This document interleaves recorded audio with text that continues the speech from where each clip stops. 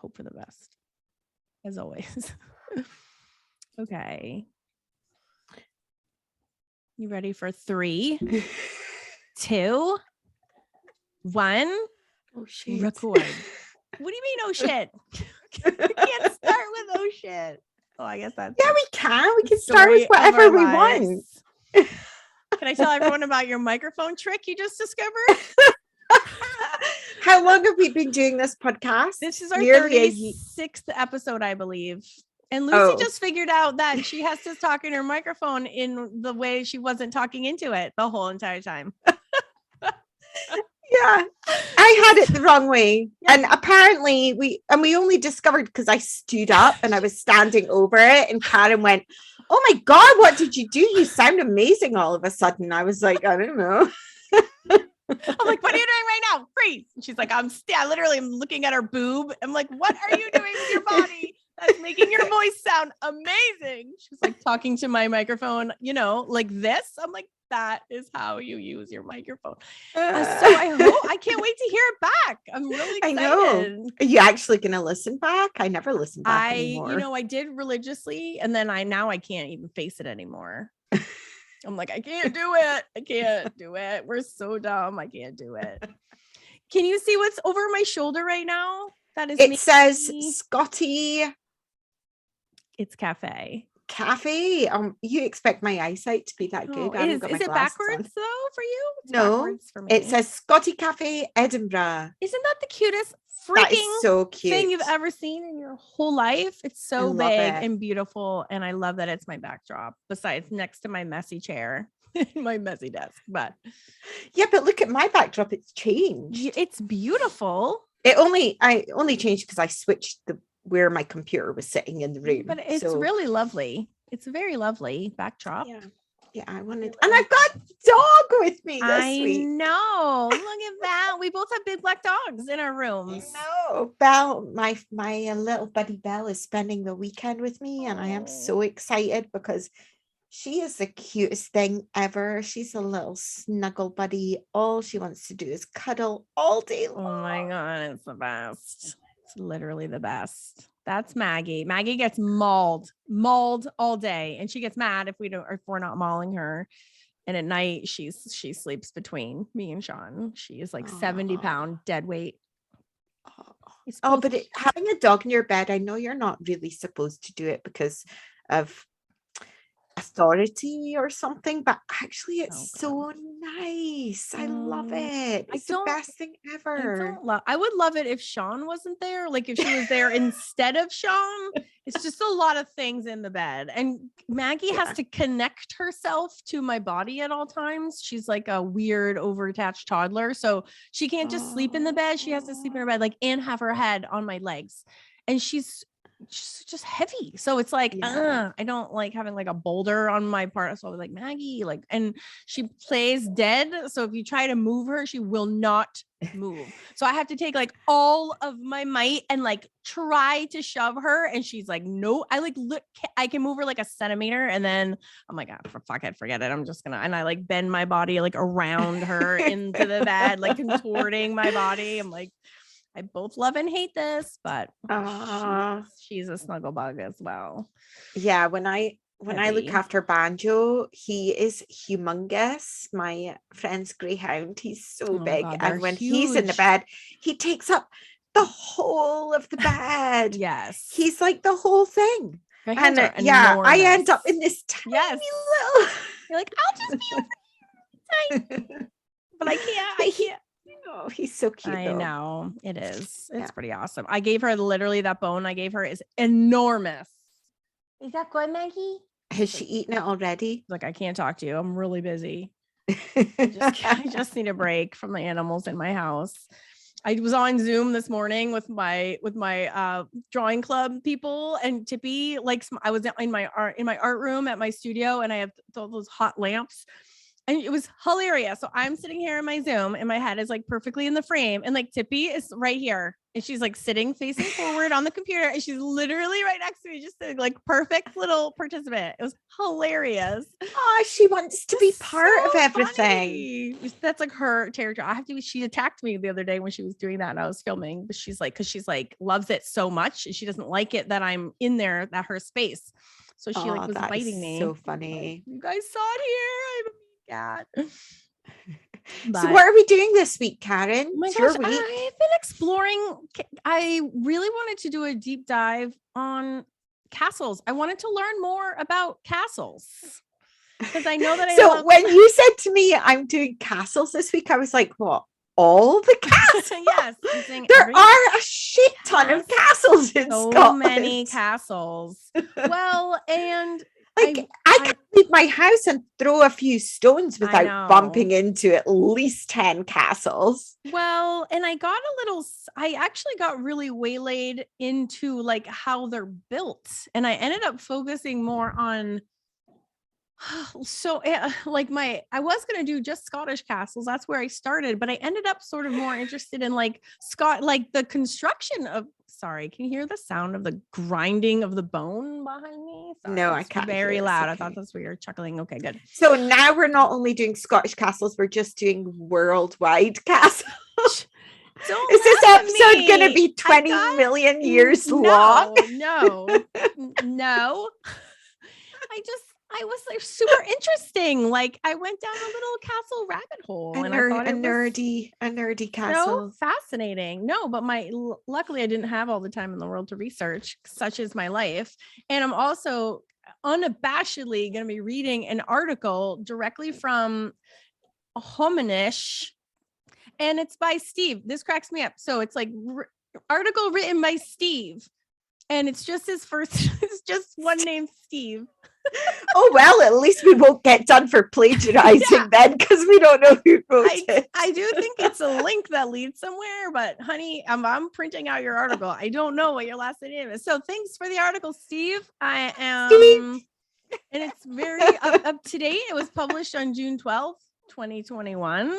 But I watched so many YouTube videos. I got really sucked in. I was listening to podcasts and I found myself really interested by just the whole process of why castles even came about in the first place.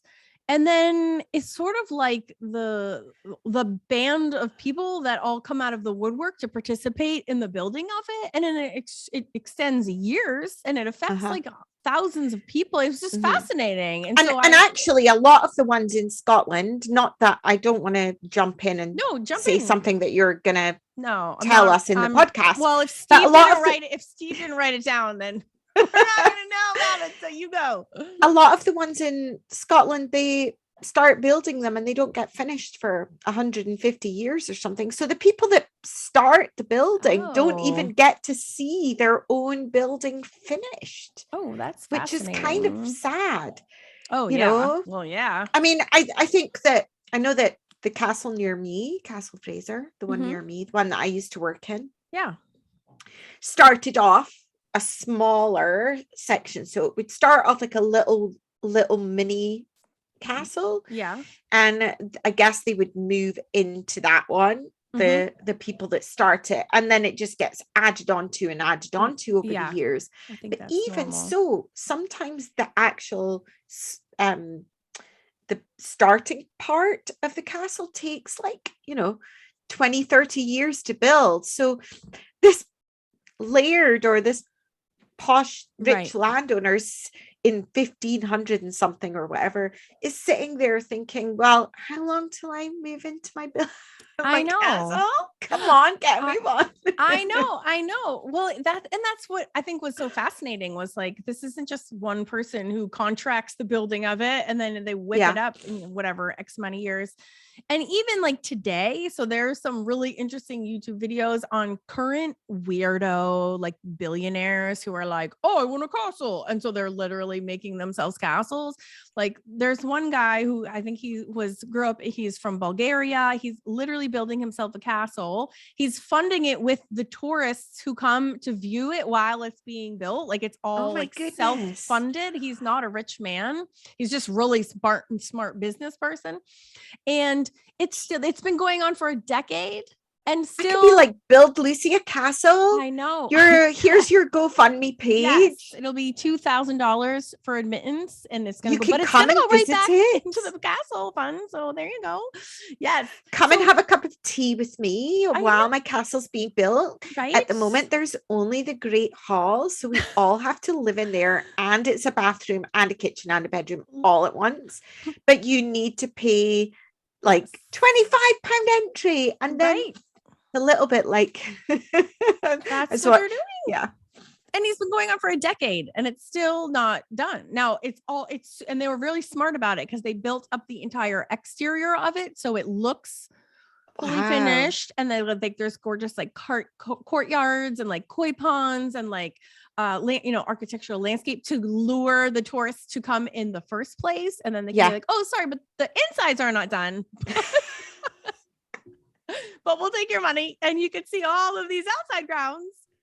But he's making it such a to-do and it's so over the top. It's like amazing that he's making it with the intention that like diplomats will come and stay there and rent out the space. Like he wants it to be this like insane international destination where like big political parties will come and like this dude's dreams are like over the top, but he's making it happen. It's super a little interesting. bit extreme. Very much extreme, but also castles cost so much money to run. I know. So much. There are so many castles in Scotland that aren't owned by the original owners anymore. They've been given to the National Trust just because they're so expensive to run that they're not worth living in anymore. And those people, because obviously when they own their castle, don't just own that one castle, they own huge pieces of land and they'll have larger houses on the same piece of land. So a lot of them, and they also usually have, like a London pad or an Edinburgh pad and another place somewhere else. So they quite often just go and live somewhere else and they leave the castle to the National Trust because otherwise it would cost thousands of pounds a month just to upkeep it. Right. So they let the National Trust pay for that instead of having to pay for it themselves. Yeah.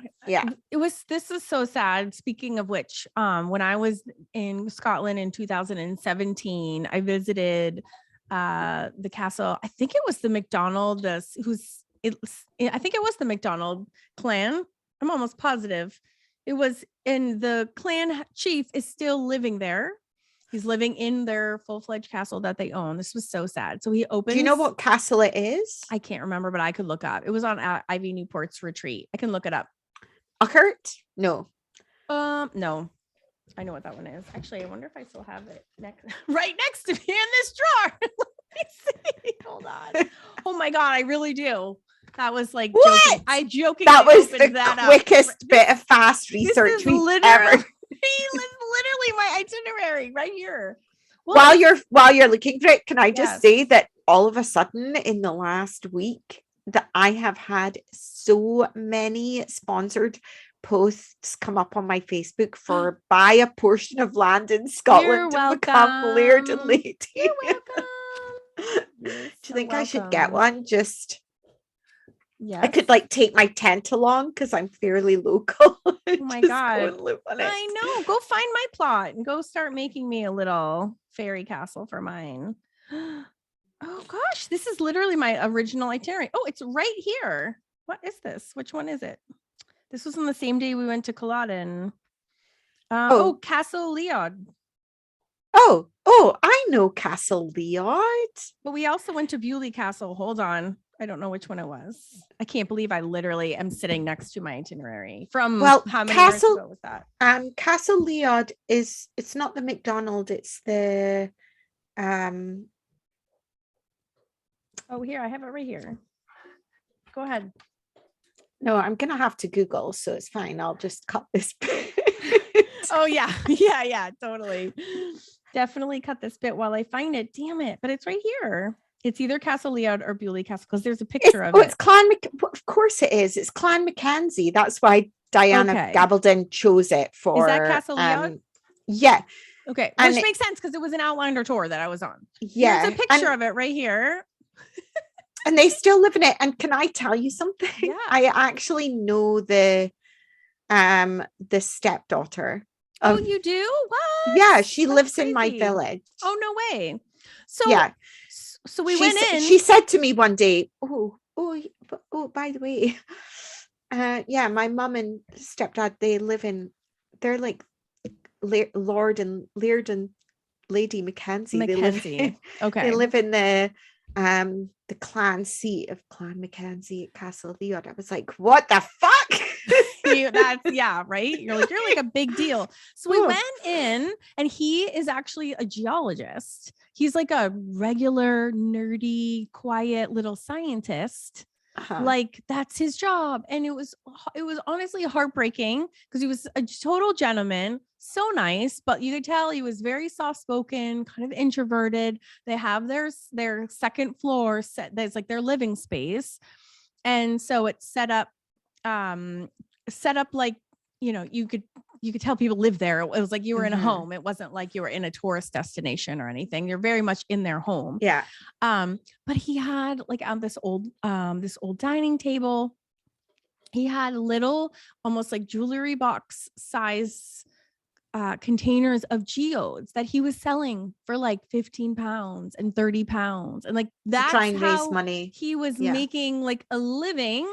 Yeah. And because our tour guide was a saint, she was just the most amazing person, just soft-spoken, so approachable, so humble and knowledgeable.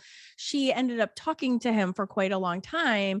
And it came out in their discussions that like, they are just, that castle is like going to ruin their, basically the 4th and 5th levels of their home is being completely destroyed because of water damage. Like their roof is a mess. Like they're like can't pay for any of the repairs that it really needs. And it just ended up being this super sad like visit for this poor man's home. It starts off like, oh, it's actually a shame that some of the Outlander money can't go to restoring their castle. Yeah, I mean, have a fund going. Outlander made so much money off of the Outlander franchise, all of that they should be giving money towards things like that, really. But then that's just me on my soapbox. But but I mean, in a way it does, because we were on that tour visiting because of Outlander. So I mean, it is working a little magic to give, we paid money to go visit his home. And so he does see that, hopefully. So yeah, I think that castle owners, if they want to live in their castles nowadays, have to be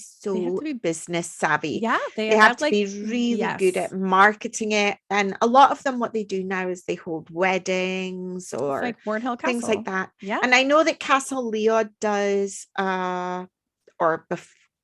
BC, that's why I call COVID BC. Before COVID, they used to do like a New Year Hogmanay party, I think. Oh, they did. That I don't know whether they. Yeah, because my cousin lives near there, so she's been to it. Yeah. So what I didn't have time to actually figure out. Sorry, I'm going to interrupt. Scotland sounds like such a small place when I speak. I'm like, yeah, the person that lives down the road from me is related to the people that own the castle. And then my cousin lives down the road from the castle and she goes to the bar. It's okay. That's nice. It sounds like such a tiny country. It is a tiny country.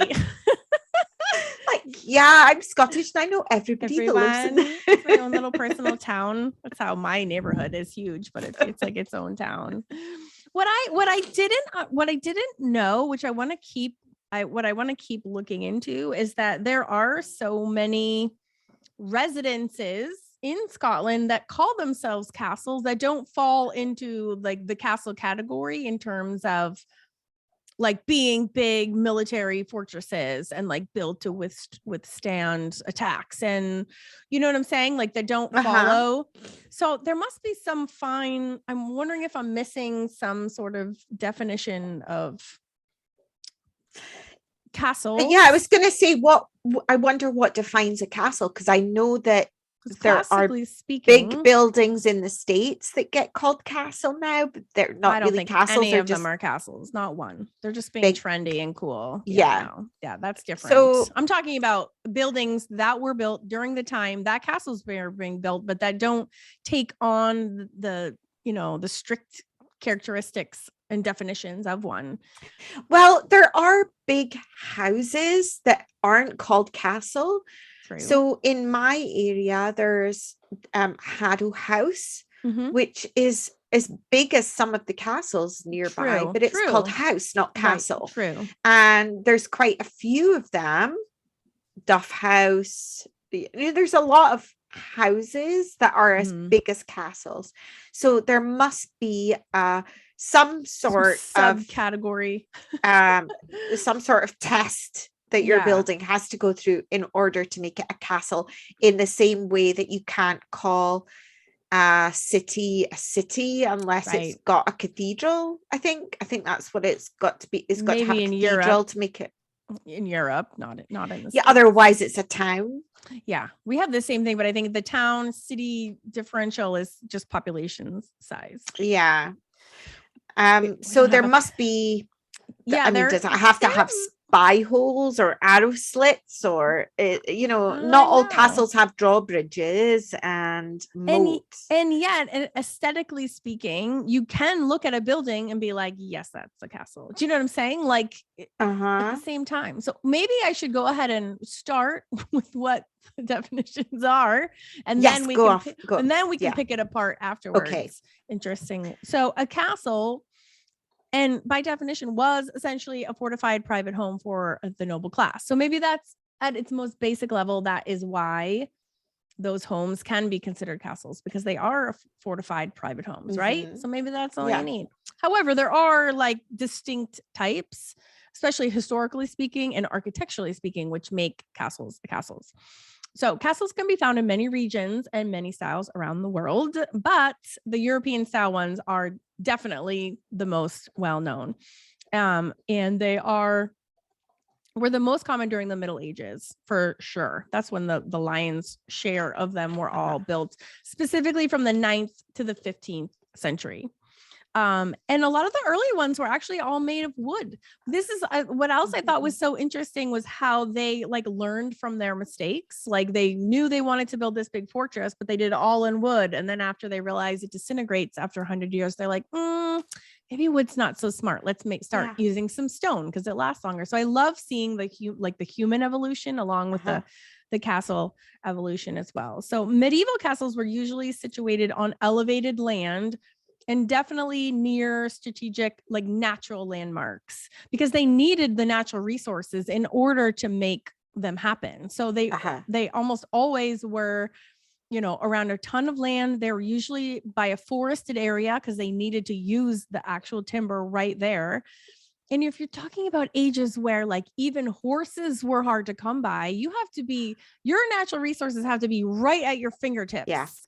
And last, because it's going to take you 25 years to build this castle. You don't want to you can't waste any time going back and forth through a forest, or even having a horse traveling back and forth. It takes forever. And so to minimize that amount of like effort to put in, a lot of times castles were built right at a quarry, like nearby, so that the stones were right there, and then they could literally put them to right good use. There's a lot that don't exist anymore in Scotland that only exist archaeologically. I think there's a hill forts, I guess. Would that have been? Yeah, for sure. Because the very oldest ones were all built on hills, and they were actually man-made hills though. Like they say like they look like they're part of nature, but those are actually the remnants of the very first castles. They just a big pile of rubbish of earth that they strategically like make their own mat. No, they really do. I'm imagining them building this hill up with like old clothes and rags and horse shit and McDonald's packets and anything that they want to put in, and then covering it with some turf. and then putting their castle on Oh my God. It wasn't exactly like that, but they did put like all sorts of things. Like they would dig up like timber and like put all sorts of junk under it to build it up if they wasn't naturally occurring. Now, why wouldn't you just make one on top of something that was naturally occurring? Especially since there's so many hills in Scotland. So many, I know, but you're talking about all over Europe too. So yeah, and the ones that a lot of the ones that certainly are local to me that are on hill forts. There's I think they were called Motte and Baileys. I was just gonna say that's the first one, and it's actually a mound, so it would be easier to access than a hill, because quite often hills start off with fairly low slopes and have lots of rocks that you've got to get to before you get to the peak. Right. But this Motte and Bailey that's near me that is still existing, obviously the building isn't there anymore, but the mound is. Right. It's like a child's drawing of a hill. Right. The ground is flat and then it goes whoop like that, like a boob on top. Right. So I guess that would be easier to access in a way. Well, it's harder if you're trying to attack, because you have to run like vertically up something, which is very challenging, which is why they do it. It's like a defensive mechanism. Yeah. But since you've just hijacked my number one. Oh, sorry. Thanks, Lucy. That was the most primitive castles were. But are you amazed I knew that though? I knew that bit of This information. is your territory. This is your stomping ground. I'm just a dumb American trying to figure some shit out over here. So no, I'm not surprised at all. Okay, I'm gonna zip my mouth up for no, the you're rest good. of the No, episode. don't do that, please. I actually depend heavily on your interjections to make me actually. Otherwise, this is me reading. So you go. So, but the Motte and Baileys, yes, they were typical in Northern Europe during the 10th century. They were like the first ones.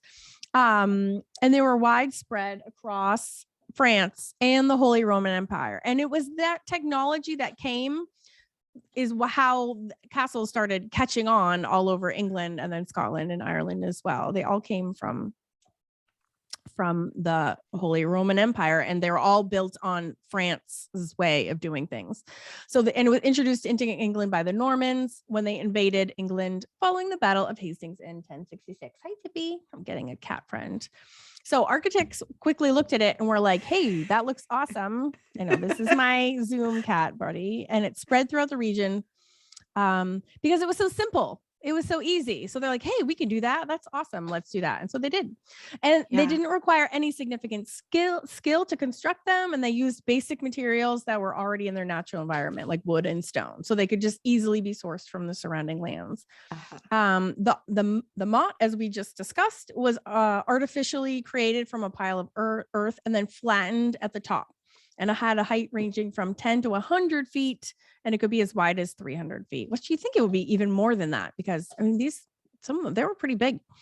So a ditch was dug around the motte as a protective measure. And when that fills in with rainwater, there's your moat, right? Mm-hmm. And then built on top of the motte and enclosed by a wall would be the tower keep. So the keep is always like the center of whatever castle you have. It's always like the heart and the place where everybody runs when the attackers are coming. That's like the safest, most enclosed space within every castle, no matter how large. It's always referred to as the keep. And that's where the castle's living quarters were. In early Motte and Bailey castles, both the keep and the walls were constructed just of wood.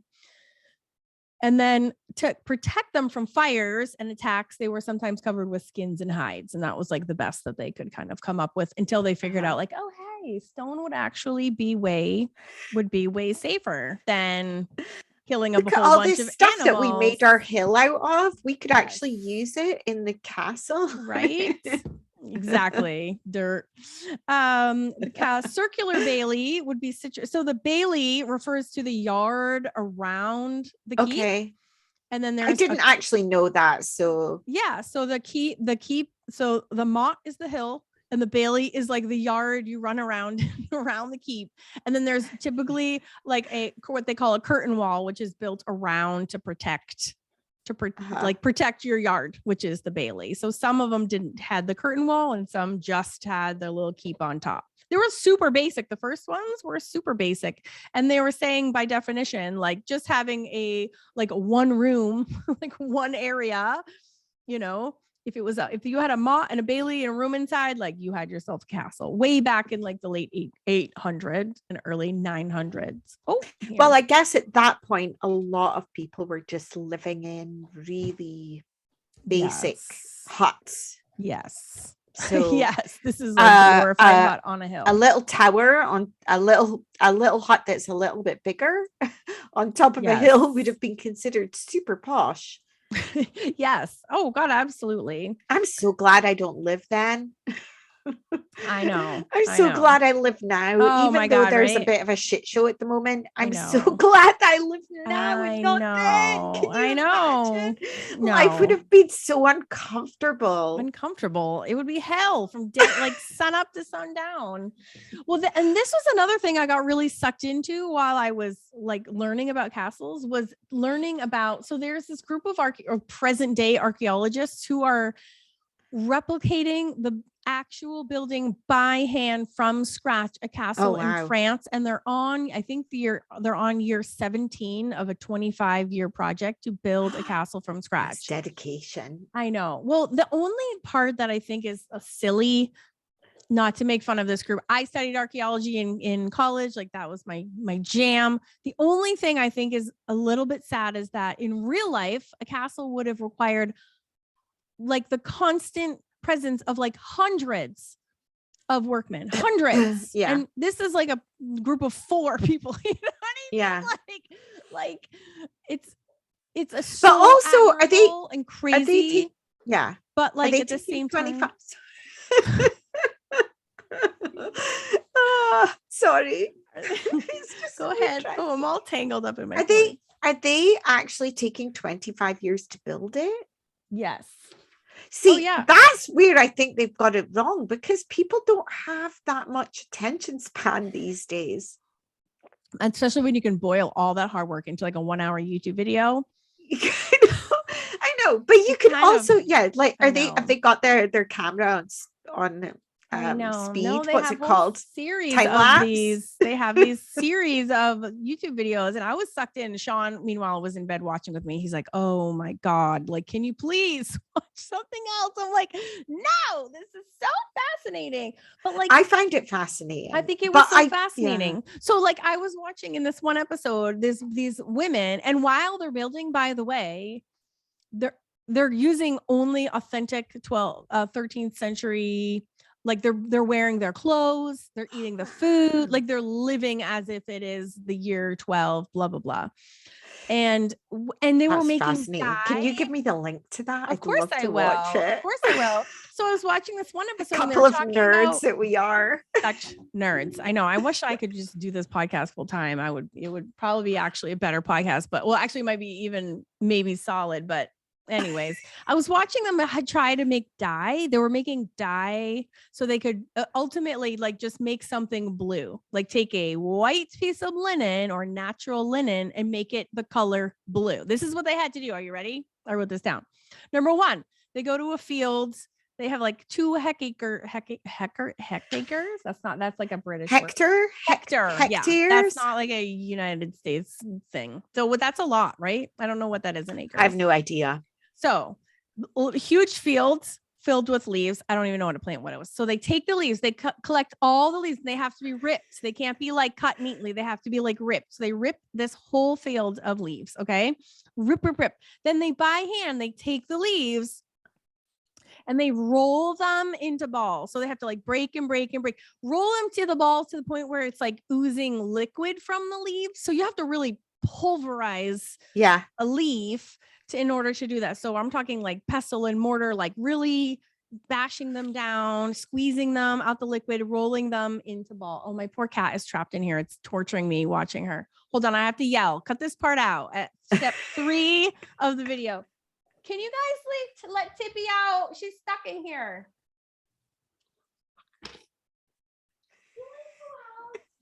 Okay. My poor cat has been like Oh, My poor cat is like, Tippy, yes, I am, but Tippy's like dying to leave the room and it's stressing me out. Thanks. Just cut that part out. Oh, God, I hate being parent of so many things. So, okay, so they have to roll the ball into, they have to roll the leaves of the ball. Then they have to squeeze out all the liquid. They have to drain all the liquid so there's no more liquid in. And then they have to dry out all of these leaves completely, 100%. Until you take, right? This is just to make the color blue, mind you. And why bother making something blue? Why even have blue things? That's all it is about this whole time. Like, fuck the blue. Like, move on with your lives. And then it was like, so you have to dry them. I think I'll just have brown clothes. Thank you very much. We're not even close to being done, by the way. And also, who discovered this? Like, who even sat around being like, and then let's make it into a powder. So then they literally make it into a powder. They let it dry all the way out, the leaves still, make it into a powder. This is my favorite part. You ready for this? Then they add urine and lime. Yeah, that urine and lime make the dye stick so it doesn't wash out afterwards. That's not what it does. It's not. It's a chemical reaction. Because actually, yeah, it's the chemicals, and it's super complicated because what happens is they have to grind it down again. They dissolve, then it dissolves in this alkaline solution, which is made of the urine and the lime, and then they finally you get to the part where you get to like add your cloth that you're trying to dye. It doesn't even turn blue in that liquid. The liquid itself is yellow. So they put the cloth in the yellow pea colored liquid. They take it out and it smells so bad. It's the oxidization. It's when the oxygen hits. Who discovered that? Who is doing this in 900? The year 900. Who's got enough time to discover that when they're having to pick all the leaves? But can you imagine being the first one to do this? So what the coolest part to me is they take it out of the solution and then it turns as the oxygen hits it. It starts to turn blue. So it doesn't happen over instantly. It takes like a few minutes and it like, then it finally like morphs into this gorgeous blue color. But what a pain in the ass. Yeah. And the best part was humans are kind of incredible though, if you think about it, that somebody would actually fiddle about and figure that out. Oh, I'm like stressed out just talking about that process, not to mention being the one having to do it. There is a TV show in the UK that I think you would love. I'm going to find it for you. I wonder if there's any of it on YouTube. And there is a historical academic woman. I think her name's Ruth. I'm not sure. And she goes with her team and they live like the people of certain time periods. Yeah. So I think they did one where they were in they're probably besties with these people. Yeah, like they did like a medieval one and a Victorian one, and they live in the place and they do everything the way that they did it. That's what these people are doing, that's why I couldn't stop watching. That's why I got derailed, because I was like, I want to watch this entire series. Like, that's so cool. And just like the process that they would use, like to cut a stone in half. You know, it was like a whole day, like cut us down in half. I'm like, oh my God, I can't. And like have one horse carry one log, like the distance from just every step was so freaking painstaking. They didn't have mobile phones that distracted them though. They had so many more hours in the day than we do. Really productive people. All the like 6 hours a day that I spend on my phone. Think how much dye I could make then. I could dye a whole swathe of fabric blue by that point. And Lucy, we promised we'd make it an hour. I've only gone through one type of castle and it's already been like 54 minutes. So let's speed. But what I might have to do is I'm going to go and switch. I'm going to do it. I'm going to switch my oven off. I'll be 2 seconds. No worries. Should I pause our Zoom recording so poor not let anyone watches this on YouTube ever? All right, so after the Mott and Bailey, there's the Shell Keep. That's like that was the next evolution. I have this really cool graphic I'm gonna also share on our blog. I got this from Reddit. So cool. Really beautiful, succinct, simple watercolor renderings of the different types of castles there are. There's Can you hold it up again just for a second? Yeah. Just so and what's cool is that it's not like they're all vastly different from each other. They really evolve. One kind of turns into the next one, which kind of turns into the next one. They really just get more kind of glamorous as time goes on, and they add more layers, which is the biggest thing to it. So first you have, imagine this little pimple on a piece of land. There's your Mott and Bailey with your little poop on top. So now the Shell Keep. So the Shell Castles upgraded the security and strength of the Mott and Bailey structures. A Shale Keep castle would be constructed within the walls of an existing Mott tower, effectively encasing the wood tower in stone. So now they're adding the stone element for the first time. So this is like a century later. So we went from like 900 to like 1000 AD is what we're talking about. The advantage of creating a Shell Keep in this way was that the castle didn't have to be rebuilt from scratch and could remain fully functional.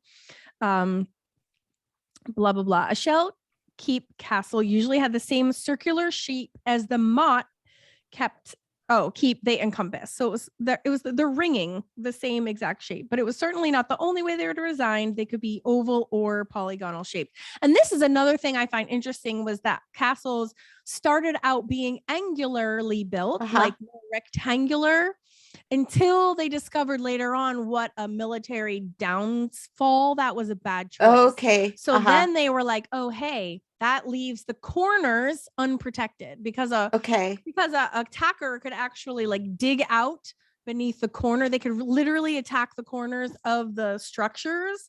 And I'll come to that in just a minute.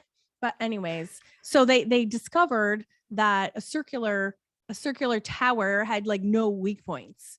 And it gave better advantage for the people in the towers being able to see from all sides, right? There's no corner that is blocking your view from any window. Have a blind spot if you have no blind spot. So it became it's much a bit harder to put your furniture in though, but so the walls inside are a little wonky.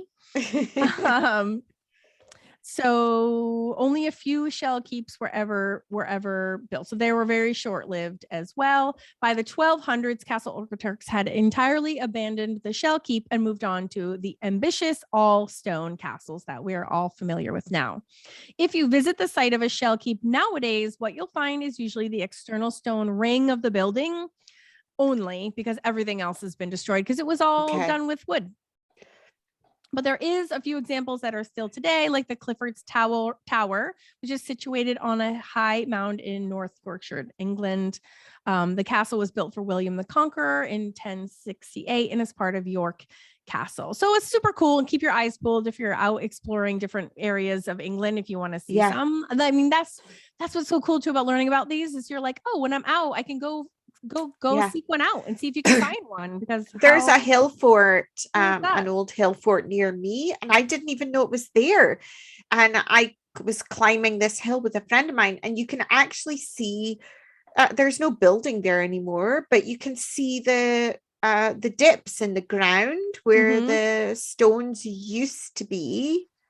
I think this one dates from about the 1200s or something. And you can see the dips where the stone used to be, and you can see the outline of it. Like if you were flying from above, you'd be able to see. It's so cool. I like love stuff like that. Super nerdy. Well, and I think like learning like why you're only seeing that much helps to appreciate it more than just being like, oh, I wish there was a full castle there, like in your bratty 21st century like attitude about everything.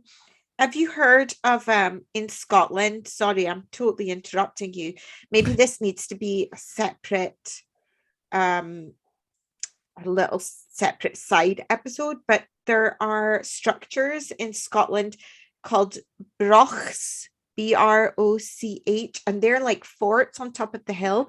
And apparently there's some historic Scotland type company that are going to build a new one. Mhm. But this, I'm holding this up. Look, they're super cool. They're like a round tower at the top of a hill, but Yeah, stone. that looks like a shell keep. Yeah, I bet you that's what that is. probably really similar. Yeah, that looks exactly what that is. Yeah, but That's here they're called broch. Yeah, maybe that's the R-O-C-H. crazy Scottish Gaelic spit version. Yeah, so this is a photo of what it would have looked like. Oh, that's I'm amazing. That's so neat. That's super cool. Yeah. Yeah. I think it's maybe particular to certain parts of Scotland. Well, I actually don't know that much about it. I should look it up before you're fine. Start talking about Please, you're so fine. Oh my God. So but that just reminded me, your circular tower, it's super similar, isn't it? I wonder if it's just a different, and I do know that a lot of these things have different names. Like there's different names for like the design on the tops. Like there's many different words that all are referring to the same thing. So my guess is they're exactly the same thing. And they're probably dates from about the same period. And it's probably just that the academic name is or the Scottish Gaelic name versus that. Yeah. Hi. Oh, Max is rocking his Scotland hoodie on right now. What's up? See? Look. Boom. Woohoo. Oh, okay. Have fun. Yeah. I love that he just came in here representing. That's the best. I couldn't have planned that any better. That's my 13-year-old, for those who are listening and not watching, rocking his Scotland hoodie. It's okay. I'll cut that bit out. Oh, that's the best part. Don't cut my Max out. He's my favorite. Shh, don't tell my other kids, or he's my favorite. That's like when I say to Belle, when I've got Belle, I say, you're my favorite female dog. And when I have Banjo, I say, you're my favorite male dog. And then I'll say, don't tell Banjo I said it. That's right. I'll say to Banjo, don't tell Belle that I said that you're my favorite. My other two. Sorry, I noticed you called him 13. He's 9, actually. Oh, thanks. Just wanted to. Okay. You can cut Billy out of this part of the podcast. Yeah, we will. Oh, you can't. Yep. Cutting you out. Slice. No. But I was just going to say, shut the doors. Sure. You can do whatever part you want as long as you leave. Maggie, come here. Oh. Okay, this whole part you can definitely cut out. Okay. The Campbell show. Sorry. The Campbell and YouTube has to suffer through all of it. Campbell soup can family. Yeah, we are a hot mess. Anyways, where was I? First of all, fun fact before I move on to the next time is that Stonekeep castles, you know what a good example is the White Tower at the Tower of London. Oh. So they're not all dead and gone. They're still standing. Yeah. So the next one is a square stone keep. So unfortunately, and by the way, some of their walls can be 9 feet thick. It's crazy. This is like another detail that I can't. Oh, my son is having a drum lesson right now. I can't hear. It's fine. God, thank God. Sure. A little bit. It's okay. I just can't. I need my own apartment, not in this house. Sorry. So loud. Why is it so loud? Okay. Can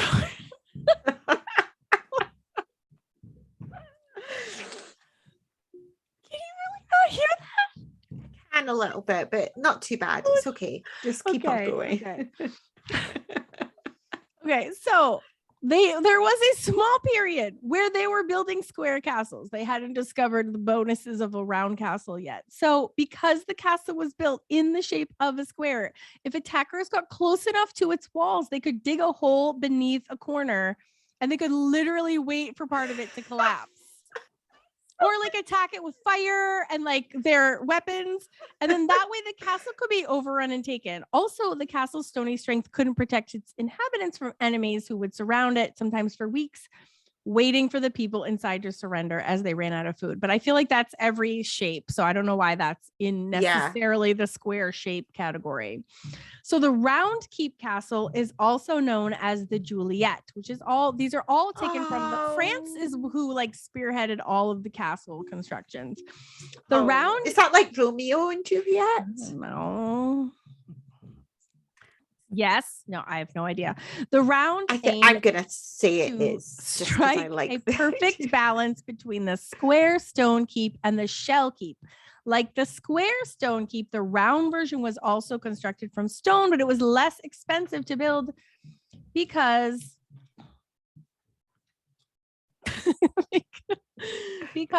that doesn't make sense. There's a break in the things, blah, blah, blah. Round stone keeps were used mainly for defense, and they served this purpose really well, which is why they kept going with them forevermore after this.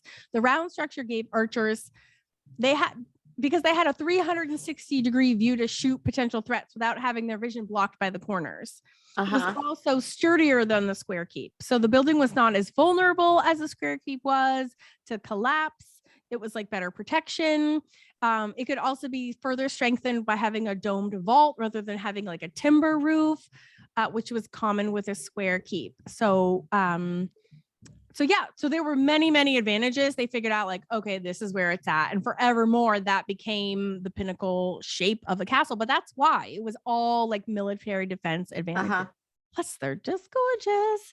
So after they figured that out, they started repeating the circular shapes and making more of them and joining them up. Exactly. So they're called, genius. That's called a concentric castle. Sorry. So they have them at the corners. So every corner of like a curtain wall, if you have a tower, you're now increasing. You have a 360-degree view of your bailey, your inside area plus your whole outside area. So if you have two towers next to each other, you can, between the two of you, you can see at all angles of the building. So it's fascinating. The person that thought that bit was using their time way more wisely than the person that thought about peeing into blue fabric. Yes. And we're going to talk about toilets and castles as well, by the way, because another reference source that I used for this amazingly informational podcast is this is actually a children's book illustrated by David McCall. He is a phenomenal writer and illustrator. Oh, it looks so cool. Dozens and dozens of books, and you can see he won an award for this one. He was won all sorts of awards. He writes and illustrates them. They are phenomenal. Like, I have no words. I actually bought this at a thrift store with the intent of making it into an art journal, and then I read it and I was like, this is like a prized possession. Like, I'm never touching this book. I know. I'm thinking I might need that book. Look at this illustration. Oh wow. This is one with pen marks. This entire thing is made of cross-hatching. If you're watching on YouTube, that took longer than picking all the leaves from the field to make like legit. You couldn't pay me $1 million to draw that page, and I could draw it. Look at his illustration of the castle toilets. He has cross sections. Oh wow! Of the castle. I'm always fascinated with toilets anywhere and everywhere. He has a whole illustrated book on the history of toilets. But so the castle has many toilets, Lucy, and I didn't know this. Before we finish up concentric castles, I'm not going to forget to finish that up. But look at this. Check this out. From the cross section, they have these little tiny like corbel rooms with a slab that you sit off of it, but it literally actually is outside the castle wall.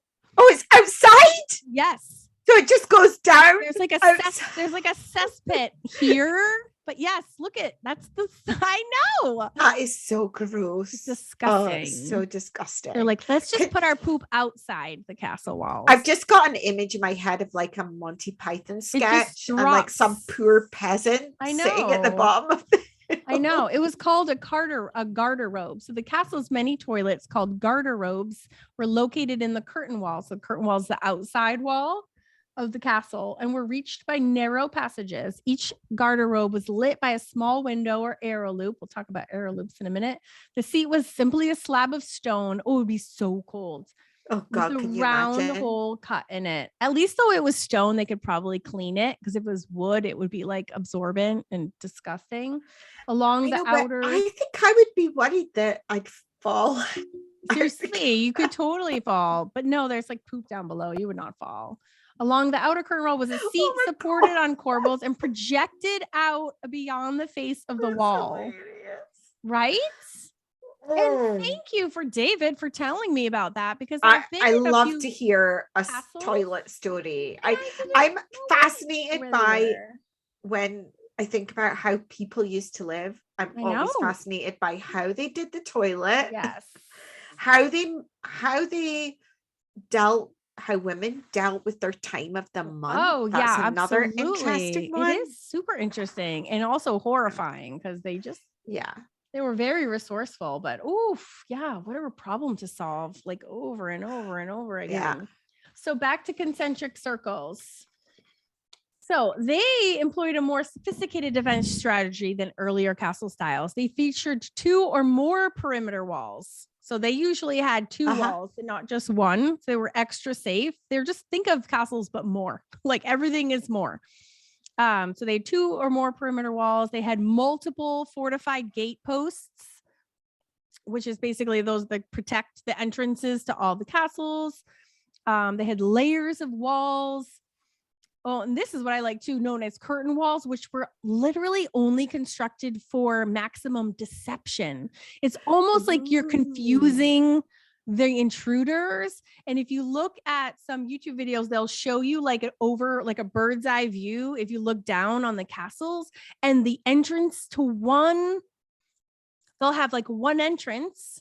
And then, so that say you have 3 rows of gates walls that you have to break through. They'll have one wall, and then you have to like find the second wall, and it could be to the right and it could be to the left, and they're not like in a row. That could be the best like game show ever. I know. So you have to like zigzag to get to the different, meanwhile, all the other archers are up above laughing at you, because everyone can see 360 view of what's going on. So they have plenty of time to like get ready for their intruders, and they're laughing at the intruders like, wait, which way is the next gate post that we have to get to? Like, you know what I mean? They were so smart. They were so well fortified. So clever. And then even in addition to that, they had all these fun ways of, oh no, my dog is like stuck in here and I can't even. So they, besides having this awesome view, they also, the little zigzaggy designs at the top of castles. Yeah, of course you do, which are like so romantic and like Disney princess castle shapey. Rampart? Are they called rampart? They're called, I forget the name of them because I have too many notes. Do you know what you need, Karen, to get away from all your animals and children?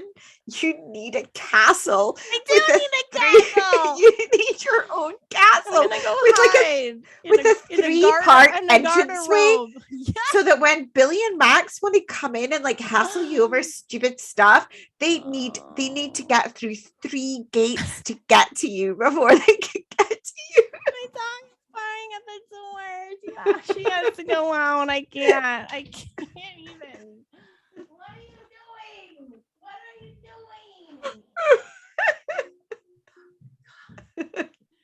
I quit. Quit my life. Castle with a fortress with like a special and a really big wine cellar. Yeah, and you can stand on top of your ramparts and fire arrows down at anyone that wants to try and get in. So speaking of which, that's called a murder hole. Did you know that castles have murder holes, and they're even called literally murder holes? Oh my God, I love it. I did not know any of this. That was the only part that Sean was like, wait, what? Why don't we have a murder hole? Let's have a murder hole in our house. It's literally, so you know how in castles they have like the big, like fortified, like the drawbridge Yeah. Dramatic. So let's say the intruders manage to get across the drawbridge, and then they have those big iron gates that like boom, like come down for the second entrance. Like you've seen all those movies, right? So now they've like trapped the intruders between the gates and then the secondary gates, and then they have literally strategically placed holes in the ceiling of that area, so you can literally stab them and take the archers can shoot through the murder holes and kill the intruders that way. That's the best thing ever. Right? I'm also really envisioning there's a lost opportunity for a really good game show here. Add a few murder holes. Sean was like, all right, I was gonna make fun of this, but I feel like I really like that murder hole idea. I was like, I know, me too. I feel like everyone needs a murder hole in their house for intruders. Be like, wow, he was breaking in, but thank goodness for our murder hole. We took care of that guy. No problem. The whole of America wouldn't need guns anymore if they had murder holes in their houses. Quick murder hole. Stab them with anything you got laying around. Oh my God, right? I know. Love a castle. I've got a bit of a murder hole in my house because my front doorstep's broken. Oh, that is a little bit of a murder hole. Well, so like anyone that comes up is gonna just like break their neck. It really trips you up if you have. So I used to work for an architect. That was like my first job. I was doing residential architecture, and so even having one step out of sync of the others throws your brain for a loop. So in castles, they purposefully made all their steps uneven. So if you learned that, if you like grew up there or lived there, you would remember and know that, so you would compensate. But if you're brand new to that, they did that on purpose to trip up intruders. And they also oriented the direction of their staircases to go clockwise up, so that the intruders coming up would have a disadvantage. They would not be able to swing their swords. And then the people coming down to defend themselves would have more range to swing their swords and defend going down. It was a whole thing. So clever. Everything about them was designed for like maximum defense, which I think is just so interesting. Do you know that there was a lot of people used to die from falling downstairs before they regulated that they had to all be, there were so many houses built, in the 15, 16, 1700s where the staircases weren't all even, and loads of people would like die and break their necks, and then I think they realized that they needed to make them I know this is so bad. I have one of my really best friends. She's my next door neighbor, Chris, I love you. This is so sad. I'll never forget it. It was when Sean and I were going to Vegas. It was like 2019, and we had a layover somewhere on our way to Vegas, and I turned my phone on real quick, as you do.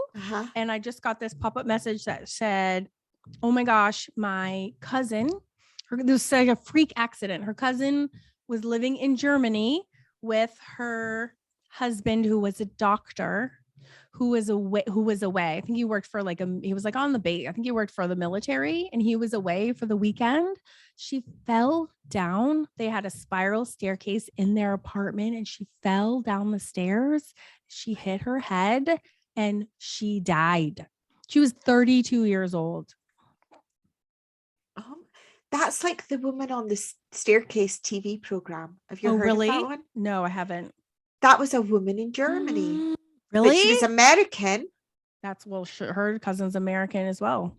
But this happened in like the 80s. Oh wow. So yeah, so they've been around. I was actually researching spiral staircases. I mean, they've been around for millennia.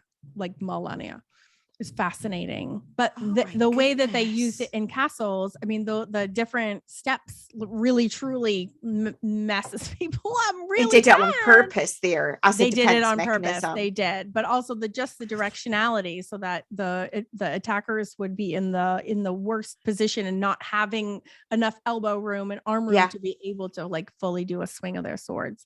So just so fascinating. This is fascinating. Entire thing. I know. So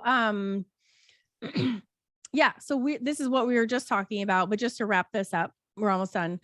So once inside, I was just talking about like the staggered gate entries. Uh-huh. So they like literally had to zigzag, which would waste time. It confused them. So they didn't even know where they were going. It was like a little obstacle course in there, like mice, like running amok, trying to like figure their shit out. I know it would be fun if you weren't getting stabbed. If you weren't at people shooting at you through the murder holes, you'd be fine.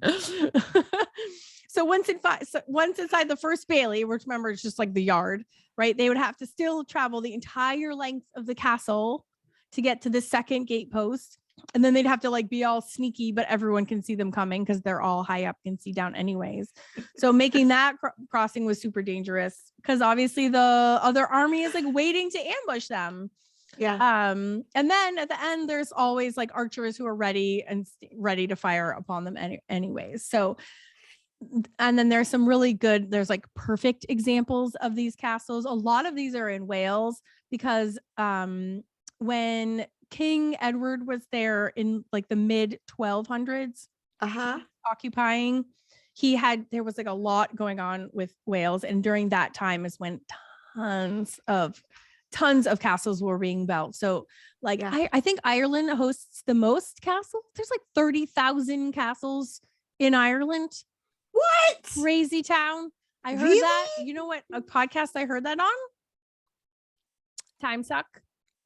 Oh, my favorite. Well, not favorite, but one of my favorites. That was the Celtic episode that he just had. That was his statistic, which sounds bananas now that I say that out loud. How many castles in Ireland? 30,000. Right? Dan Cummings, you were right. I know, but that wasn't a wind up fact. Right? It sounds like crazy town when it came out of my mouth. But I was Googling earlier how many castles are in Scotland, and it says 1,500. So Ireland has got you beat. I'm so sorry to say. That doesn't make sense to me. But then this also asks, there are around 3,000 castles in Scotland. I wonder whether they're only counting the ones that are still standing. I was going to say, I wonder if they have to be at a certain like built rate. I want to know how many castles are in Wales. Because how many castles are in Wales? There would have been a lot more that are now just rubble. So there's only 600 castle in Wales, but Wales is tiny because that's only a tiny. Ireland's got so many, right? Let's Google that. Why does Ireland have so many castles? That's literally the first question on Google. Why are there so many castles in Ireland? Google is super annoyed with me. They're like, why do you keep asking me stupid questions about castles? It won't answer. Answer me, Google. So yeah, so super interesting. So I think I need to go on holiday to Ireland. I know. Our really good friends are from Ireland. But look at this. So here's my little mappy, and I'm going to put this graphic up on our blog, which I painstakingly update ever so often.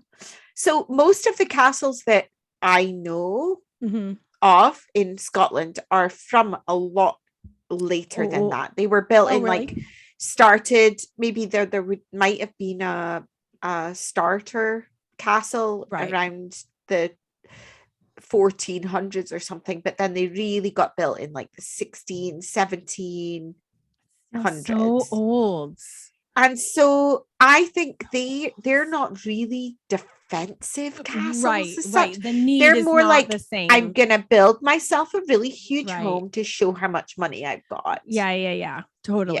Yeah, that makes because or they're just residences. They're strictly residences of really wealthy people. Because traditionally, also the reason there was a castle was the king would grant land to an individual. He would be the lord, right? This is based on the feudal system. So he'd be like, you take that, and then the lord in return would pay him back with like his fealty. So he'd be like, okay, yes, and if there's a war, I will fight with you, and I'll take my dudes, and we'll all be on your side. So it's like a reciprocity relationship. And then the lord is responsible for taking care of all the people, collecting taxes to Yeah. ship it to the town. So it was all based on the feudal system. So once that feudal system dissolved, they didn't need castles for that, any of those reasons anymore. And people could just want castles because they wanted big, crazy houses, I think. But also, I could also think just made all that up, but I it's feel okay. like that's I'll why. believe you. Okay. I'll believe you. It's the wine talking. But I think that the castles that existed in the 900s, 1000s, that kind of era, from my impression, but also I could be making all of this up, were such experts. Let's just take turns making things up. Go. My impression is that they were more like a village inside a wall, right? Where other people, so there would have been a main keep, but other people kind of lived there. It was like a small. Well, they did, because town. remember we were talking about in the beginning to get somebody to for the castle to be built. That's what I love about this castle book, this children's book, because it talks about all of the people involved to make it happen. Yeah. Like they all have to live there for years. Like you have masons and swordsmen, swordsmaker, blacksmiths, thank you, smithies. You have all the women, right, who have to support their husbands and make the dye, and like there's families. They like immediately, and this book goes through the process of how the town is built and planned out at the same time that the castle does. They build up together. Yeah. So the village. Whereas the castles that I know in my area were just a family with all of their maids and butlers and that kind of thing. Right. And the feudalism, because I just Googled it, ended around 1500. So anything after that makes sense, would be just for a residence. Yeah. Would be for residential purposes and not have anything tied to taking care of the land and collecting rents and all that kind of thing. That being said, though, even modern day castles like Ward Hill Castle, right? They have staff who live in the outbuildings on the property. So they pay them to live there for their services and also put them up. So, I mean, it's kind of variations of that are still happening. It's a variation, but then they live on because I guess the threat wasn't so much that people would come and there wasn't so much the need to have all the little tricksy things to stop people getting in. No murder I mean, they holes still had no longer. they didn't have murder holes anymore, but they still had slits in the towers, right? And they still had that tower construction, the round tower construction. But the people that worked for the castle and helped keep everything running, the farmers, all of those people lived on little cottages out within the land that the large landowner owned. Sure. So whereas I think before they were kind of more like inside the walls, weren't they? Yes. When I went to Edinburgh Castle, it was fascinating because Edinburgh Castle was started so long ago that it still has that element of the Bailey hilltop, right?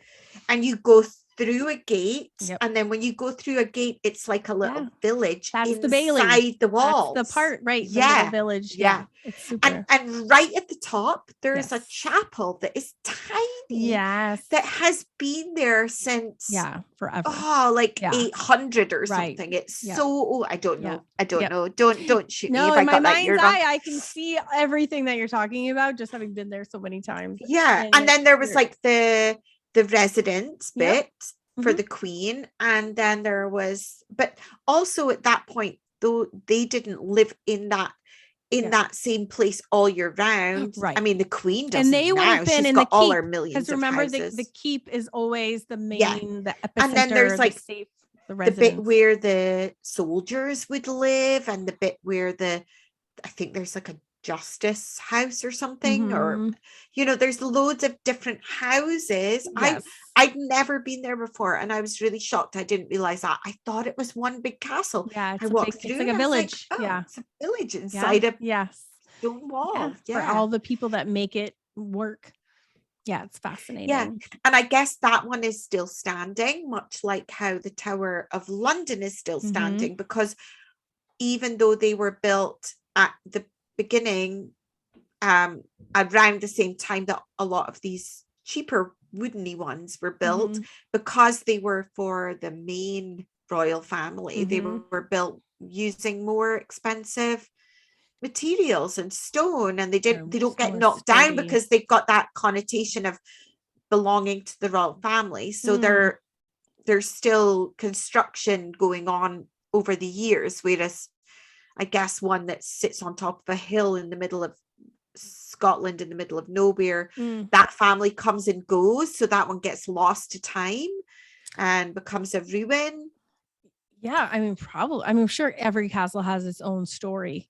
Yeah, depending on, just like the poor Clan Mackenzie chieftain who is a geologist trying to sell $30 geodes to support the maintenance of his roof versus and some castles get completely turned over to the Scottish national whatever, the National Trust for Scotland. Thank That's you. what it's called. Yeah. To help. Well, there's actually a few. There's the National Trust for Scotland. There's Historic Scotland. And I think there might even be another one. And they own different castles. Yeah. And what's really nice is that they keep that. Sure. They keep them in really good conditions so that visitors can go and see all these buildings. Because otherwise a lot of them would end up ruined, like Castle Leod. And so they not only keep the building, but they also have all the furniture and the paintings and all the stuff that you can go and see inside, which I find fascinating. I think it's so fascinating. You know what I find so interesting too is when you're inside, say Ward Hill, because it's the one I know the best inside of. When you're walking through Ward Hill and you see old books that have been sitting on a bookshelf since 1634. And then you walk by a mirror that's been hanging there since 1723. And then you walk by a settee that has been sitting there and it's now dilapidated from the 1820s. Like you have kind of relics from different centuries that are still there. My question is, how do they determine what stays and what goes? Like, you know what I'm saying? Because I'm sure they've, especially even 2022, they're shopping in West Elm. And they're like, that's an awesome bench. Why don't we have that instead of the dilapidated settee that, like they don't replace this stuff. Like it's, even though they have the means to, I'm not saying they have the means to, but I'm sure a lot of castle owners do have the means to replace things that are old. Like the mirror in the main room in Ward Hill Castle is,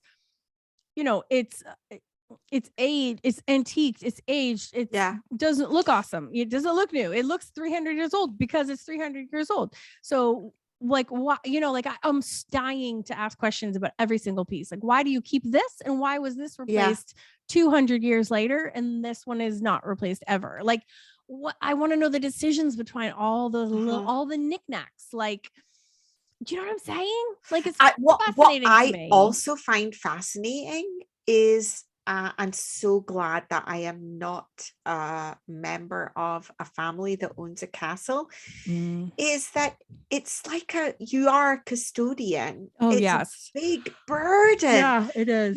You're born into that family. You can't throw out the painting on the wall because you don't like it. True. Or the mirror that's on the wall that you don't like, or is that what it whole is? shelf of books. Do you think? Because they're it all belongs to the family, and it's like the like castle and the castle and the belongings are part of the history more than the individual. That's the feeling I get. Yeah.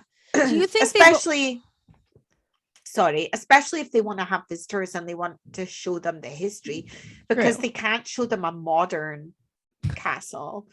I know that the family that live close to me that live in a castle, they've got part of the castle that is still, it has all the old furniture and even old clothing and the library and all of that. That is part of the castle. And they keep it like, it's almost like a little museum. Yeah. And then the bit that they live in is a lot more modern and a lot more like a normal house. And so it's like a best of both worlds. Right. Yeah. I would like to have a castle. think Would I could you? rock a I castle. wouldn't. I wouldn't want to stay there ever because I'd be too scared. But I would like to visit all day, every day, and then leave Yeah, promptly I at just night. think about, I don't like the idea that there's like 20 rooms down that corridor and I can't see what's happening and there could be a ghost. Yeah, which is why I would never stay there overnight, but I would definitely hang out there. And I find it hard every enough day. keeping a 3-bedroom house tight. I don't keep it tidy. What? Who am I kidding? Please. I begrudgingly kind of picked up for this podcast. Semi-respectable. Mhm. Not even that respectable, but a little bit Yeah. respectable. I find that hard. Can you imagine having to No. look after? I think there's probably whole rooms you just never even go in and that they Yeah. stay neat just from disuse. But then that's like when things start breaking down I because know. no one's there and actively like participating. Do you know what I find fascinating What? on YouTube is those YouTube videos where people go and explore old abandoned castles. Oh, yes. Yeah, totally.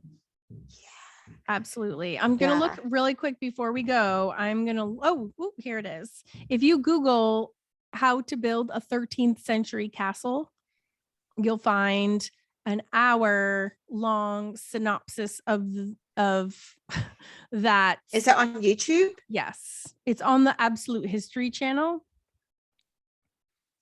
And I love it. Someone just commented the alternate title is The Biggest Role Players in the World, which I love that. And apparently the man who is in charge of this, so they're called experimental archaeologists because they're really recreating history, instead of just digging out things and having hypothesis about how things were done, because there's not a lot of record keeping in the 1200s about this stuff. They're really kind of like discovering how things were being done as they are trying to do them themselves.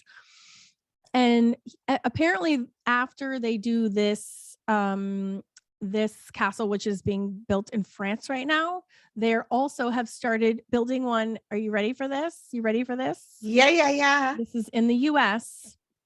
Okay. If you were going to pick a state that was the least likely United States state to have a castle be built in, what state would you pick? You're really good with US geography, so this is a valid question for you. If you were going to pick any state, what's the last one you could think of that would be appropriate for a castle? Because that's Florida or Texas? It's worse. You ready? They're building it in Arkansas. Oh. Which is like the literally most random of all states. And not only that, but it's hotter than hellfire there. So I think a good state for a castle would be one like Vermont. Yes, I agree. I could definitely see or New Colorado England. in the mountains. Yeah, I agree. Somewhere like that. Are you impressed at my geography of I know you have good geography because you've been all over the place. Did you know my oldest son is going to college in Vermont? Did you know that? I love I do too. I'm a New Englander, Home so of Ben and Jerry's. I have a soft spot for all things New England. But so fun. So I really like kind of fell in love with researching, and I love that there's so many different aspects to fall in love with about them.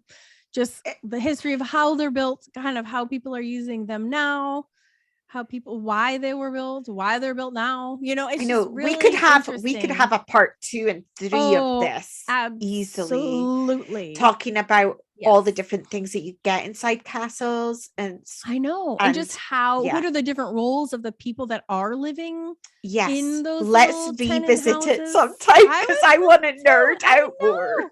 It's really interesting. I know, and I kind of glossed over the different types, but there really truly is so much more to discover.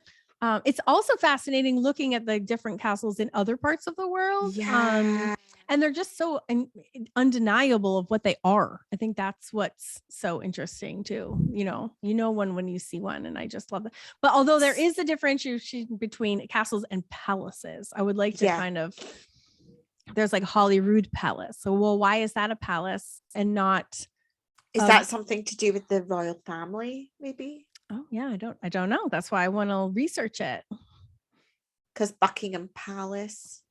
Right. Maybe that's a royalty. I don't know. I don't know Windsor, either, but Windsor, right? Windsor Castle. Windsor is a castle, Well, not and a also it's palace. funny that you mentioned Windsor Castle because Windsor Castle is actually, oh God, I hope I wrote it down. I did not.